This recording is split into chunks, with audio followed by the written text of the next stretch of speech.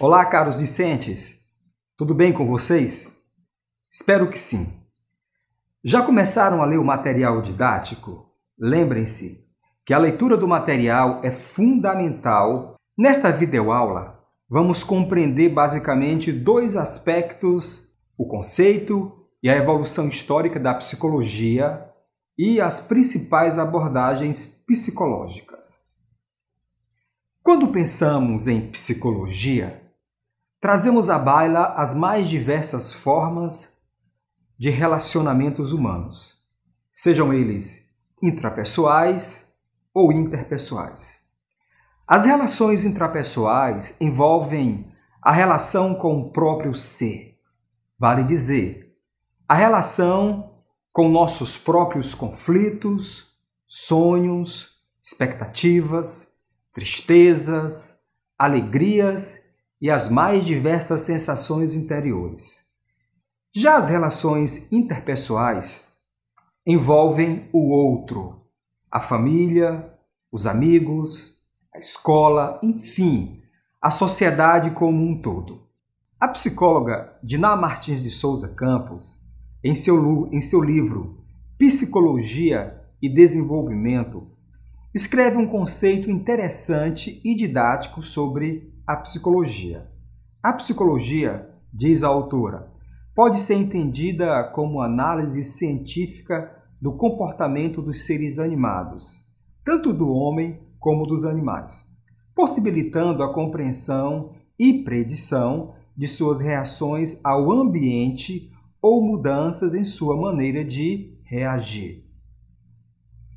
O fundo histórico de uma determinada área do saber é extremamente importante, uma vez que dá possibilidade ao leitor para entender os mais diversos processos dialéticos de uma dada ciência. Com a psicologia não foi diferente, pois houve todo um processo historiográfico para a sua consolidação como ciência. Vamos fazer uma pequena sinopse desse processo histórico. Como de praxe, a história do pensamento humano perpassa pelo pensamento dos gregos. Os gregos não se dedicaram apenas à política, à matemática, à mitologia, à arte e à filosofia, mas também ao comportamento humano.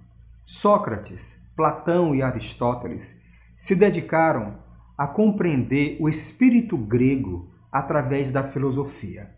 A ideia dos pensadores era buscar compreender a interioridade do homem. Sócrates consegue diferenciar o animal racional e o irracional. Para ele, apenas o homem é detentor da razão.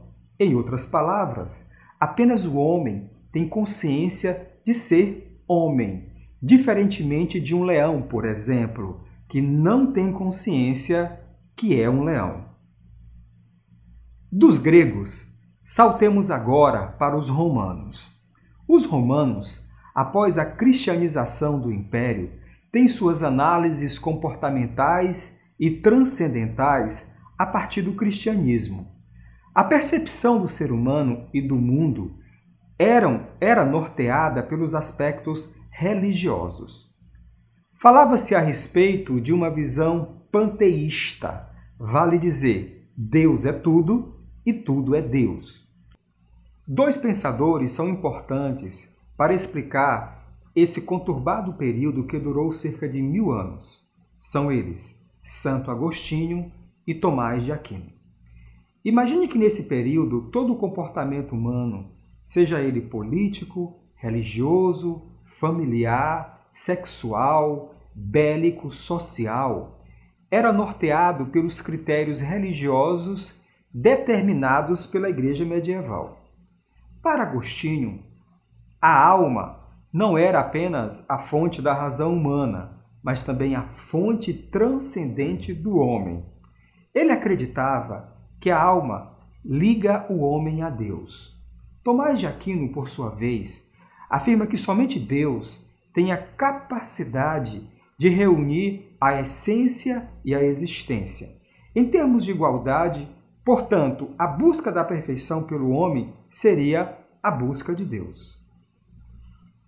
Descartes, que nasceu em 1596 e morreu em 1659, um dos grandes pensadores da modernidade, passou a discutir a separação entre alma, espírito e corpo, a chamada visão tricotômica.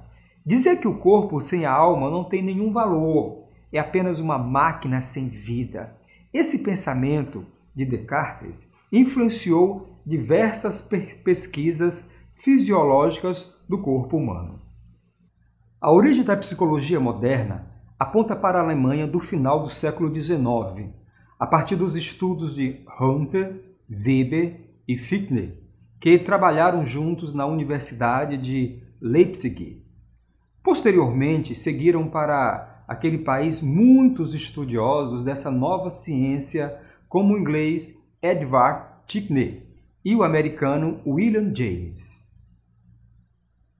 E quanto às abordagens da psicologia, vamos falar sobre algumas. Primeiro, psicanálise.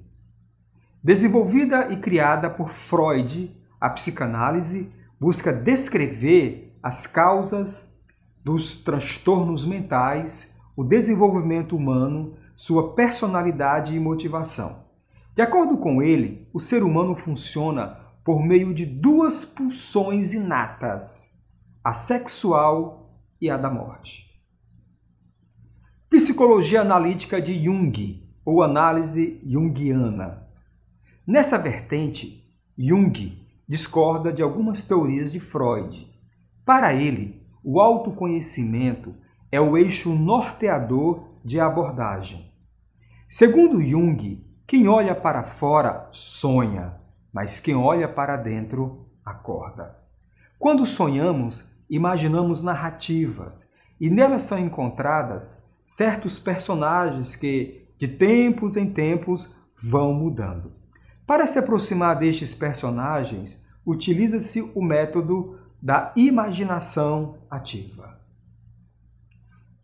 Outra abordagem é o behaviorismo, ou analítico-comportamental. Como o próprio nome diz, quem utiliza essa linha irá trabalhar diretamente com o comportamento das pessoas. Assim, o analista avaliará o que o paciente precisa e, por meio de técnicas específicas, irá auxiliar na transformação comportamental. A outra abordagem é a humanista. O humanismo se baseia na aceitação, do conceito de que só conseguimos mudar quando assumimos a nós mesmos que existe um problema que precisa ser tratado. Uma frase do humanista Carl Rogers define bem esse método. O paradoxo curioso é que quando eu me aceito como eu sou, então eu mudo. Outra abordagem é a abordagem cognitivo-comportamental, ou o TCC. Quem trabalha com cognitivo-comportamental terá seu foco voltado para mudar os pensamentos disfuncionais, ou seja, aqueles que nos fazem perder a fé, por exemplo, em nós mesmos. Como o típico, eu nunca vou conseguir fazer isso, ou eu nunca faço nada direito. O embasamento teórico aqui vem especialmente dos trabalhos de Aaron Beck, que mostra como cada pessoa tem um jeito de ver o mundo, e quando esse jeito muda para uma forma autodestrutiva, começaram a aparecer os distúrbios emocionais. Temos ainda a Gestalt terapia. A Gestalt surgiu entre os anos 50 e 60. Sua teoria veio com uma visão mais integrada, colocando em foco mente e corpo como uma unidade sem cisão. Tem uma visão holística de homem e de mundo, onde um afeta o outro. Acredita que o sentir, o pensar e o agir precisam estar em sincronia e serem respeitados para que haja saúde. Um abraço a todos.